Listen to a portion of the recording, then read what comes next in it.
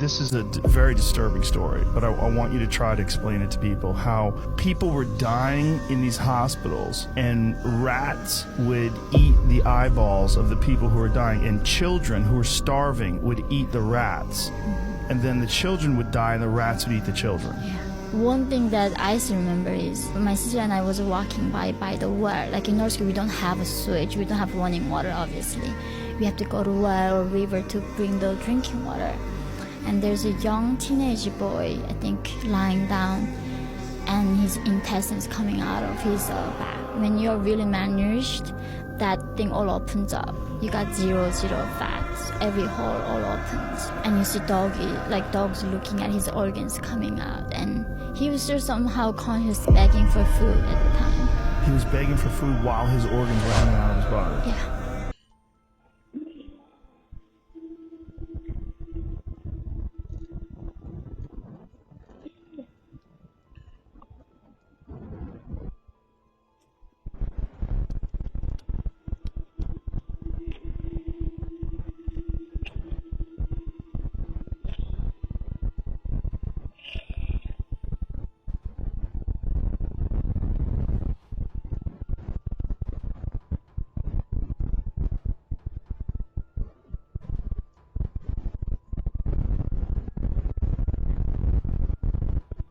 So here's a pretty convincing video I saw making the rounds, but I feel like it deserves a bit more attention.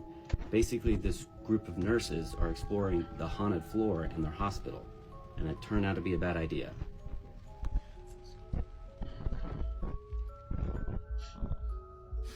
I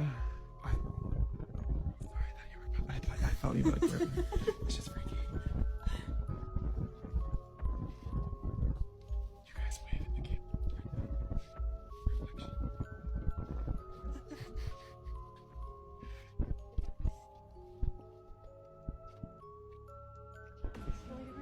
Oh, that's the same. Oh.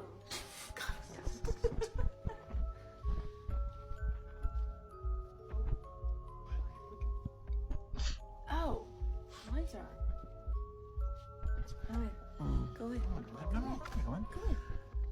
Go in. Figure out why the lights are. I don't like that. I don't like that. They look like evil eyes. Yeah, of course we're gonna go with you.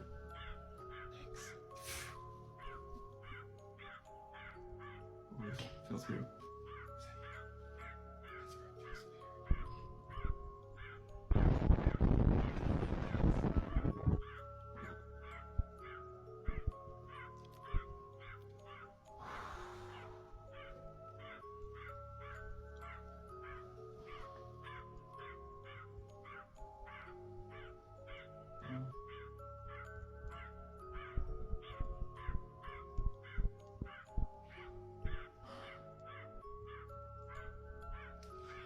Oh! The curtain moved. Yeah, it did. It moved. It moved. Yes, it did. It did. How did you not see that? Oh, okay. First of all, what are we doing still working there? Listen, I understand that employment is a scarcity right now under the dire economic conditions we find ourselves in, but I am sorry, dude, I will resign effective immediately. Who works on that floor? Are there even people that actually go down there? Because I mean, look, we saw like a whole host of other equipment. There's just about everything that you need in a hospital. But who actually works on that floor? Why would you even work at a hospital like that? I am sorry, dude. I'd rather be unemployed and safe at home. I'd rather starve to death. At least some ghosts not gonna try to drag me to hell with it. Or worst case scenario, steal my body without my permission even. So no, dude, I'm sorry.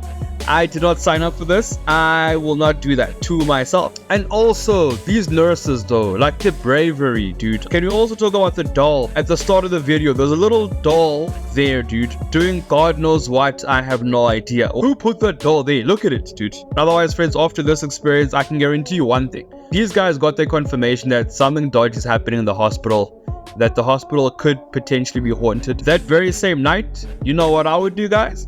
I would hand in my resignation letter effective immediately. Thousands of other hospitals I can work in that are not haunted.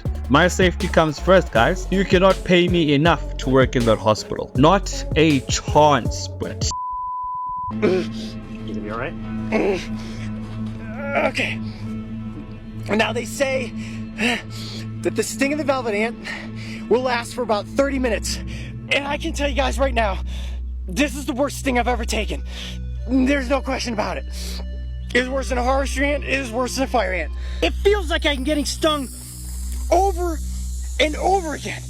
The pain, it's radiating. It is radiating. No amount of money will ever get me to do with that. I'm sorry, dude. Not a chance in hell, bruv. What? The cameraman had you when he said, "Are you alright?" Dude, you can see the guy is clearly not alright. Instead of actually calling an ambulance, you're gonna ask him, "Are you alright?" What if he dies? What if he collapses? Or what if he faints? This dog looks like one of those nature extremists, like your Crocodile Dundees, but he died of a jellyfish sting. So he died doing what he loved. For me, I wouldn't put my life in danger like that, willingly. No, dude, I'm sorry. You cannot pay me enough, and I've said this time and time again. I will say it as many times as I need to. You cannot pay me enough for me to put my life on the line. For any job, for anything. To jeopardize my own life. Death. To die. Just like that. For money that I may or may not even potentially spend because I could potentially be dead. Make it make sense to me, sir. This guy looks like he's done this so many times, but on a lighter level. He looks like he's done crazy things. You can clearly see, I'm sure he's well traveled in different spectrums of nature. This could potentially be his very last stunt as a naturist. But for money and for the love of what? Die? And actually, funny enough, in the video, the warning sign is, don't try this at home. You don't have to tell me twice. I won't even try it at all. Anywhere, dude. Not at home, not out there in nature, nowhere. Ever. Also, clearly people are brave, man. You know, I'm not that brave, I'm sorry, dude. But I'm not gonna risk my life. This is literally inflicting self-harm on yourself. Voluntarily. Guys, no. Let's find other things to experiment on, dude. We found a washed-up message in a bottle. We found this while we were out walking.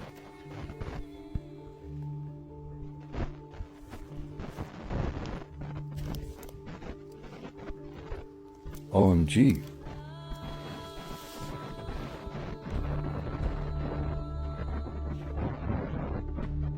Had to break it to get in. The cork was completely stuck. Thankfully we had gloves. Stay safe, people.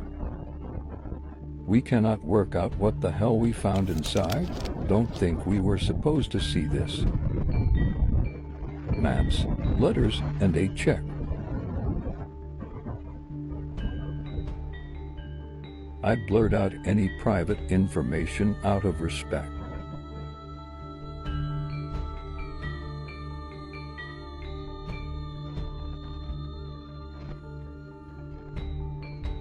If anyone can work out what these letters say, and if you can figure out what's going on, please comment. We are so confused, but so far, we think this may be a hit on someone.